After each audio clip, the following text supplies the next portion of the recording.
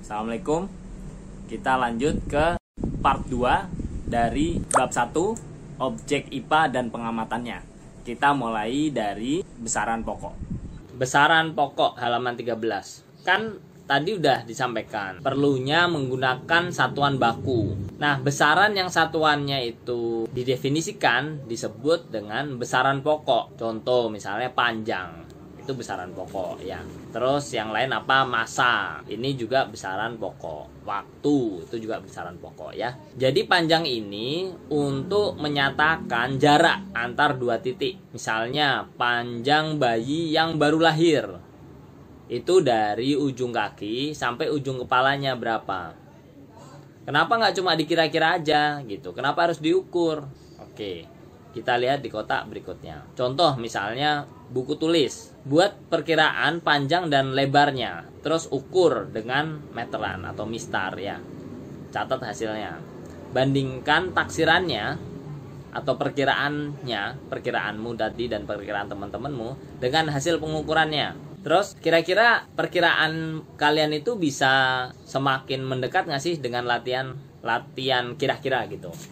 Jadi ngelihat buku berapa senti nih, wah dikira-kira, setelah itu baru diukur. Kalau panjang itu pakai satuan dasar dari SI itu adalah meter. Nah sekarang kan kita bilang semeter gitu ya, 2 meter. Nah 1 meter itu apa? Ini kan harus sama-sama didefinisikan. Kalau cuma kita bilang segini gitu ya, atau segini yang sepanjang ini, nah ini kan sulit, kondisinya berbeda-beda, sehingga dipakai aturan yang pasti sama, yaitu jarak yang ditempuh cahaya dalam ruang hampa selama 1/299792458 second. Jadi ruangnya hampa, udah pasti hampa.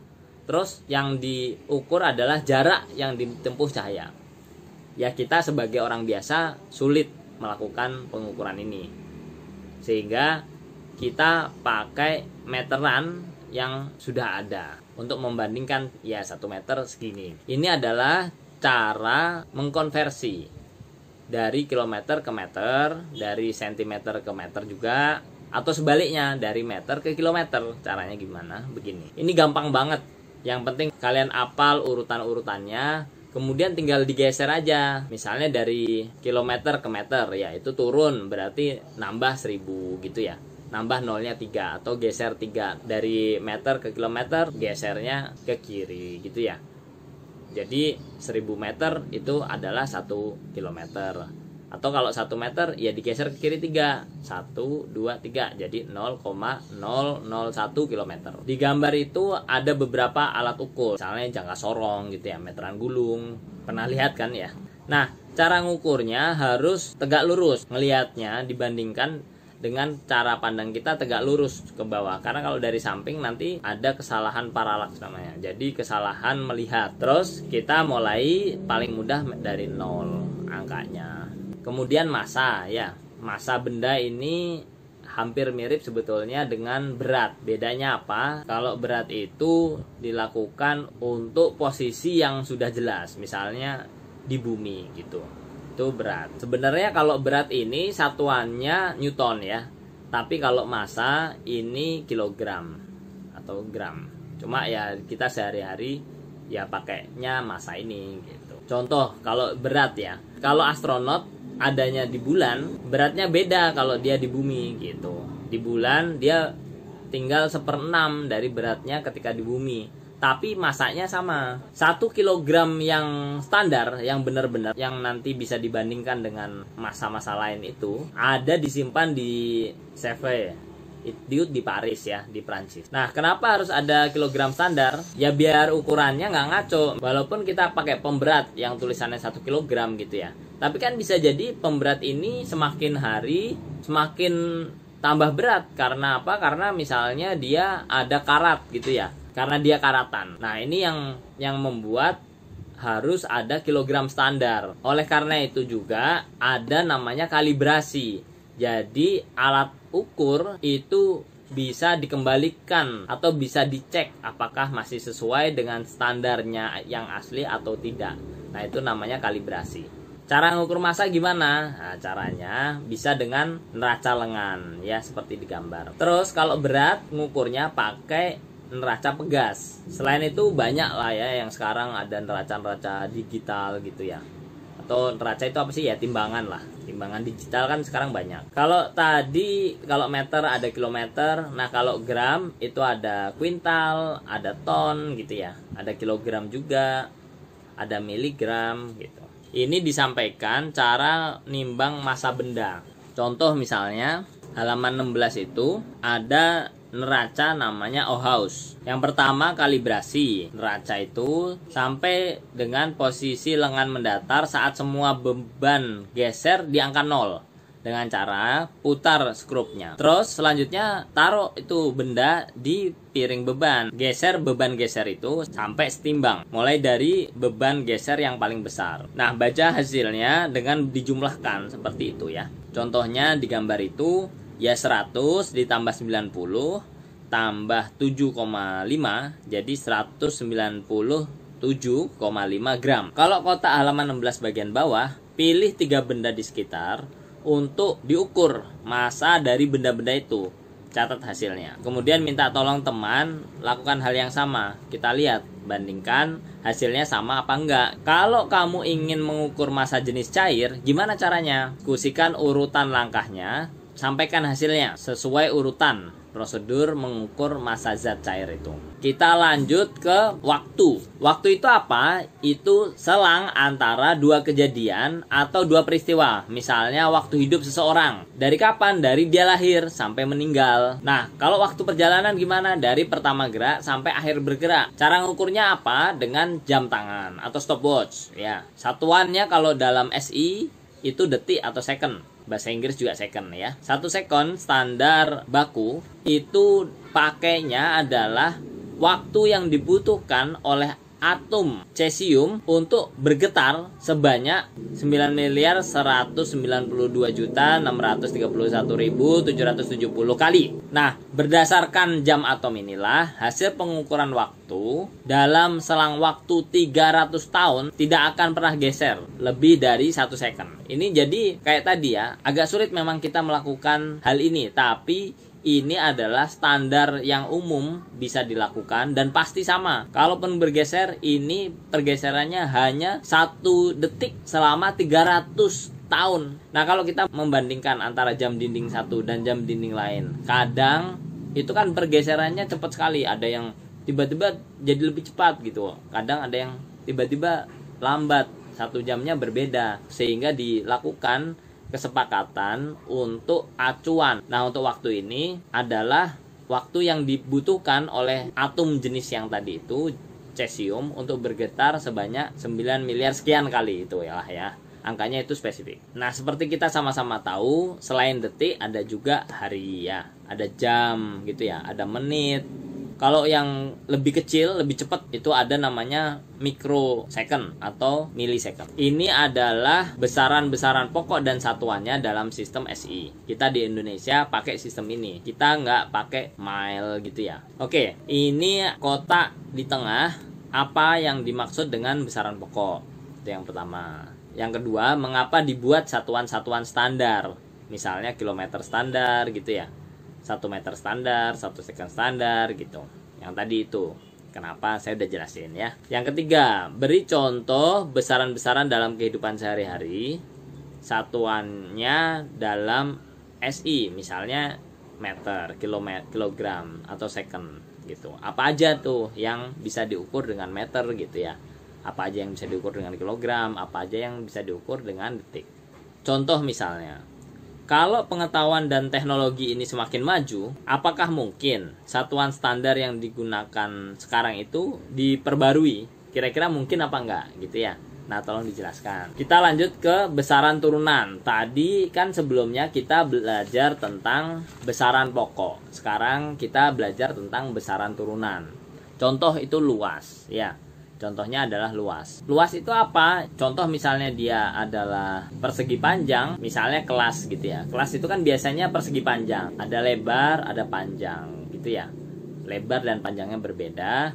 Sehingga cara mencari luas adalah perkalian antara lebar dan panjang. Ini termasuk besaran turunan. Jadi tidak hanya meter, tapi meter kali meter gitu. meter kali meter ini kita sebut sebagai meter persegi atau M pangkat 2. Angka 2 ditulis kecil di bagian atas. Kalau volume misalnya, ruangan gitu. Berapa banyak sih kerupuk yang bisa dimasukkan ke dalam kelas kita? Nah, pakainya itu kan volume gitu. Caranya panjang kali lebar kali tinggi gitu. Meter kali meter kali meter. Meternya ada 3 perkalian antar meter sehingga meter meter meter atau M pangkat 3 gitu, atau meter kubik kalau istilah lainnya. Coba di kotak ini ya. Ini luas daun gitu. Kalau daun itu kan tidak sesederhana kotak seperti tadi ya, seperti kelas itu. Gimana cara ngukurnya? Nah, kalian coba pikirkan, terus tunjukkan ke guru metodenya bagaimana, oke? Terus sampaikan juga apa kelemahannya dan apa atau cara lain gitu yang bisa dilakukan untuk memperbaiki metode di atas ini yang ada di gambar. Kemudian lanjut ke halaman 20 membahas tentang volume. Tadi sudah misalnya berapa banyak kerupuk yang bisa dimasukkan ke dalam ruang kelas kita gitu ya. Karena kerupuknya kan selain ke samping juga ke atas ditumpuk-tumpuk semua sampai penuh gitu. Contohnya misalnya air di dalam kolam renang atau di dalam ini gelas ukur gitu ya. Contoh kasusnya kalau di sini adalah kaleng besar dan kaleng kecil dipakai untuk tampung air. Kalau kaleng besar pasti bisa nampung lebih banyak. Jadi volume ini adalah besaran turunan yang disusun dari besaran pokok panjang kan gitu ya. Jadi meter kali meter kali meter gitu. Termasuk juga yang bentuknya itu tabung. Ya tentu rumusnya berbeda dengan kalau bentuknya itu kubus atau balok. Nah, gimana caranya menentukan volume untuk zat cair? Kalau zat cair ini kan gampang dia. Bentuknya tidak tetap, dia dipindahkan ya bentuknya menyesuaikan dengan wadahnya gitu kan ya. Kalau di sini ada namanya gelas ukur. Gelas ukur ini sudah dikasih tanda. Jadi kalau ketinggian cairannya sekian itu artinya sekian liter gitu. Ini untuk memudahkan cara mengukur volume dari zat cair. Ukurannya itu biasanya mililiter atau liter ya. Nah, liter ini sama dengan 1 desimeter kubik. Kalau tadi kan kita sampaikan kelas itu misalnya berapa meter kali meter gitu ya. Nah, ini berapa liter bisa juga dikonversi, bisa juga diubah menjadi liter. Itu 1 liter sama dengan 1 desimeter kubik atau 1000 mililiter kan atau kalau misalnya 1 mililiter ya sama dengan 1 cm kubik. Nah, sekarang kotak halaman 20 bagian bawah. Misalnya kamu mau membeli minuman segar untuk persiapan piknik. Punya 2 cara. 1 botol besar isinya 2 liter, harganya 10.000. Atau beli dalam kaleng 6 kaleng isinya masing-masing kaleng itu 250 ml, harganya per kalengnya 2.000. Mana yang lebih murah? Coba dibandingkan. Jadi 250 ml dikali berapa biar bisa menjadi 2 liter gitu dulu. Nanti kan sama-sama 2 liter. Nah, harganya baru dibandingkan. Pertanyaannya, gimana cara memutuskan membeli minuman botol atau minuman kaleng agar lebih ekonomis, agar lebih hemat lah? Berapa volume minuman yang diperoleh dari 1 botol dan berapa volume dari 6 kaleng itu? Jadi 1 botol itu berapa sih volumenya gitu? Disampaikan dalam liter. Jadi 1 botol itu berapa liter? Terus 6 kaleng itu berapa liter gitu ya? Di total. Kalau 6 kaleng total berapa liter? Berapa harga minuman per liternya? Kalau dalam botol, juga per liternya kalau dalam kaleng. Nah, terus baru bisa dibandingkan gitu mana yang lebih murah. Kalau kita beli minuman segar untuk acara yang besar, kita kan perlu buat anggaran ya. Misalnya pakai uang 50.000. Itu berapa liter yang bisa kita dapat? Selanjutnya adalah konsentrasi larutan. Ini masih terkait dengan besaran turunan. Jadi, misalnya kita buat sirup dengan masukkan gula ke air. Terus dicicipi, kan ada manis gitu ya, kurang manis gitu.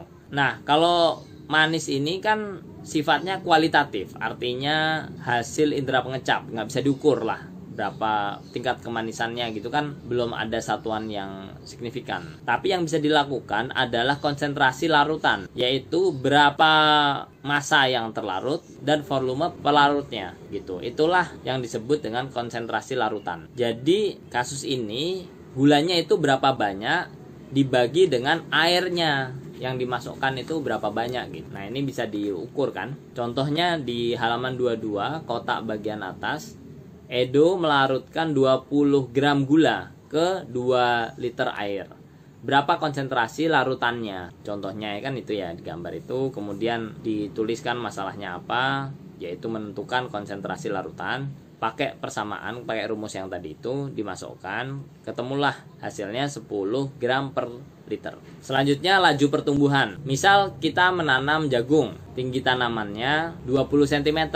Terus setelah 10 hari tingginya menjadi 60 cm. Laju pertumbuhannya berapa? Pakai rumusnya adalah pertambahan tinggi bagi selang waktu. Kalau selang waktu tadi kan 10 hari. Tuh. Terus pertambahan tinggi itu bagaimana? Ya dikurangi antara tinggi akhir dan tinggi awal. Yang terakhir kan dalam waktu 10 hari menjadi 60 cm. Di hari pertama itu kan dia cuma 20 cm awalnya kan. Jadi ya 60 dikurangi 20 dibagi 10 gitu. Jadinya 4 cm per hari. Jadi setiap hari dia nambah 4 cm gitu. Kira-kira gitu sederhananya.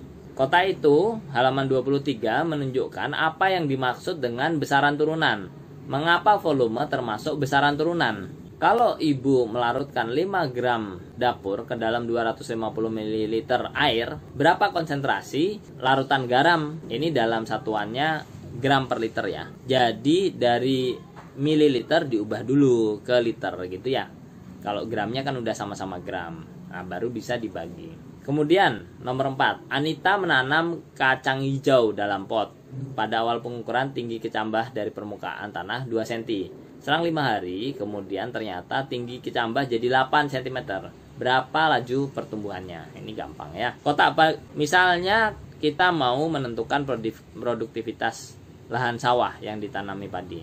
Rumuskan satuan yang paling sesuai. Kasih penjelasan dari rumusan itu. Jadi ini sebenarnya modifikasi sedikit lah dari yang atas tadi ya. Kotak halaman 24 ini refleksi. Tadi alat ukur yang sudah kita pelajari, ini kan untuk benda-benda yang kecil. Tapi kan kita juga tahu alam semesta ciptaan Tuhan Yang Maha Esa ini ada yang ukurannya sangat kecil, tapi ada yang sangat besar. Sangat kecil itu kita istilahkan dengan mikroskopis. Kalau sangat besar kita istilahkan dengan makroskopis. Tapi kan indera kita terbatas. Gimana cara mengamatinya gitu ya? Dengan pandangan kita. Kita juga nggak bisa melihat secara detail apa yang terjadi di bulan gitu ya. Terus misalnya kita ke pasar. Ini menceritakan tentang timbangan-timbangan yang mungkin hasilnya berbeda. Tidak betul-betul misalnya 1 kilo gitu ya. Bisa jadi 950 gram gitu. Bab selanjutnya itu seru, yaitu klasifikasi benda, cara pengelompokan benda-benda ya. Terus info tentang ilmuwan ini juga menarik, silahkan dibaca. Ada tentang Robert Grosseteste, kemudian Francis Bacon, Galileo Galilei, Anthony van Leeuwenhoek, dan Al-Kindi. Ada juga rangkuman di buku itu, silahkan dipelajari. Dan soal-soalnya masih sangat sederhana. Saya sangat menyarankan kalian selalu menjawab pertanyaan-pertanyaan yang ada. Mumpung ini masih awal, masih pertanyaan-pertanyaan mudah, tapi secara tidak langsung pertanyaan-pertanyaan ini akan bertahap semakin sulit. Dan ketika kalian sudah bisa menjawab secara urut, kalian akan merasa mudah saja gitu menyelesaikannya. Selamat menikmati pelajaran yang sangat menyenangkan, dan juga selamat sekali lagi sudah masuk ke SMP. Kalian menjadi lebih besar, lebih dewasa, mempelajari banyak hal baru. Kita akan bertemu di bab selanjutnya. Assalamualaikum warahmatullahi wabarakatuh.